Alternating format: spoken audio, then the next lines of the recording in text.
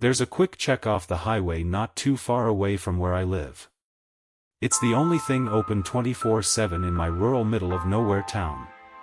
It's about a 25-minute drive if I'm speeding, which I usually am.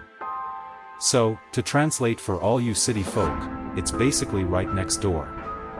My sleep schedule is beyond atrocious, so I've been to that quick check more than a handful of times. I like to think I'm pretty generic looking and nondescript, meaning I blend in well, but it wouldn't surprise me if some of the late-night workers recognize me by now.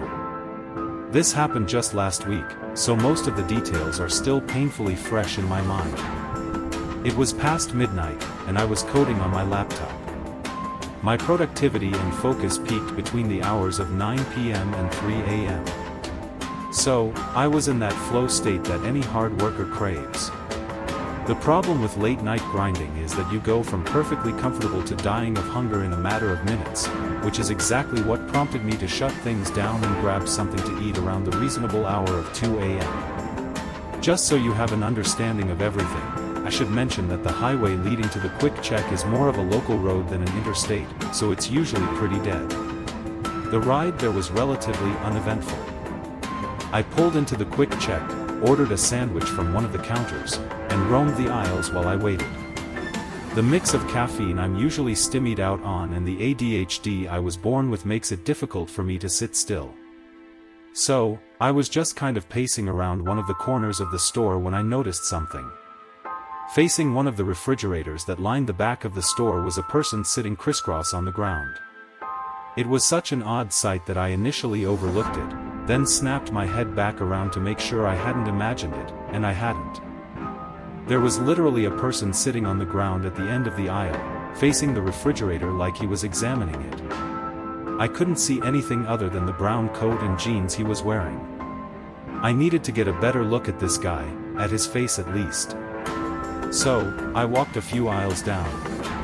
My plan was to turn the corner really quickly, get a good look at him, then turn back up one of the aisles, ideally before he noticed me looking. Staring at strangers so explicitly is obviously really rude, so I didn't want him to catch me doing it. I was trying to be inconspicuous about it, or at least appear like I was browsing the snacks, but I guess I didn't do a good job of that because as soon as I turned the corner to look at him, he whipped his head around and stared back at me. His movement was so abrupt that I actually froze up for a few seconds, forgetting what I was even doing there in the first place. And let me tell you, one look at this guy confirmed he was far from normal. Forget about the sitting on the ground and staring into the refrigerator. This guy was definitely on something, which I could tell from his abnormally wide eyes and the way his lip was vibrating, like it was fully quivering, almost as if he were cold, except it was actually kind of hot in there. And he was also wearing a jacket. His posture was all twisted up too, like he was straining instead of sitting, if that makes any sense. But the worst thing by far was the look he was giving me. He wasn't smiling, and he wasn't scowling either. He was staring blankly at me with this deedy stare that made it kind of seem like he actually was dead. The whole scene was freaky as hell. After staring at each other for an uncomfortable amount of time, I finally averted my eyes and dipped up one of the aisles, eager to get my food and leave. It wasn't ready yet, though. I stood at the counter and waited. The anxiety was getting to me, so I angled myself to face the corner of the store where the guy had been sitting. I was half expecting him to emerge from one of the aisles, at which point I'm not sure what I would have done, but he never did. Eventually, my food was ready. I promptly left the store without another thought. I thought that was the end of it. But as I was turning to get back on the highway, I saw something move out of the corner of my eye. I glanced back towards the store and saw a person running full speed from the store entrance to the far end of the parking lot.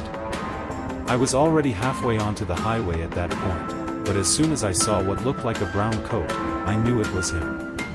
As I drove past the quick check, I looked over at it one more time to see that guy was now jumping into a truck.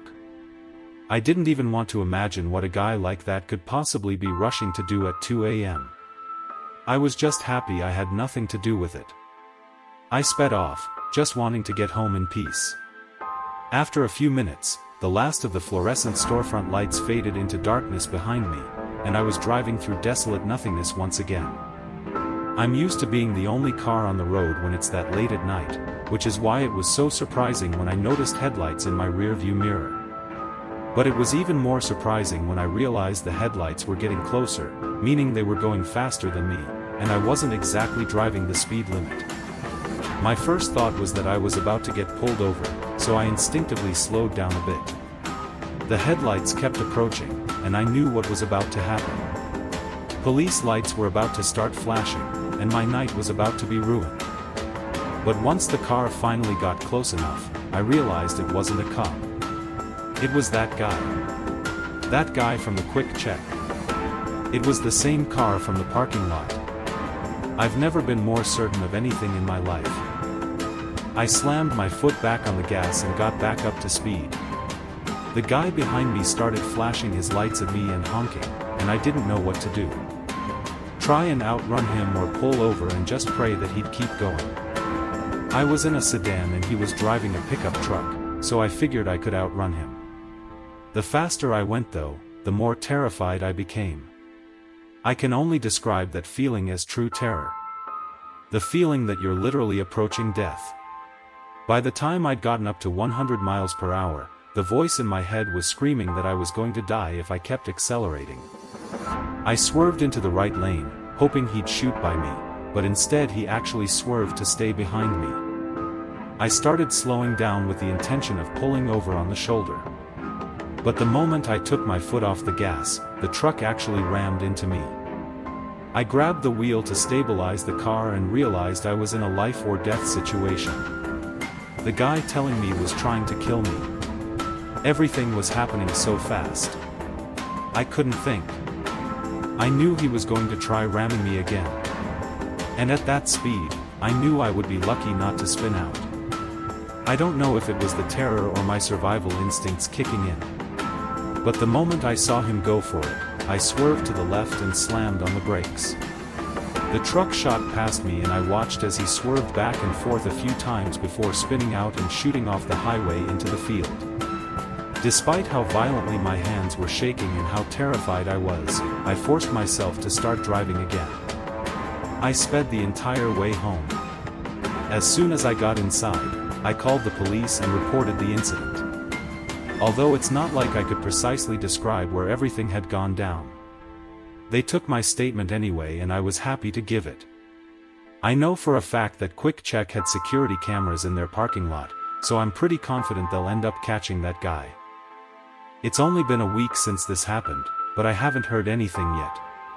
My car isn't dinged up too badly, but I still need to get it repaired.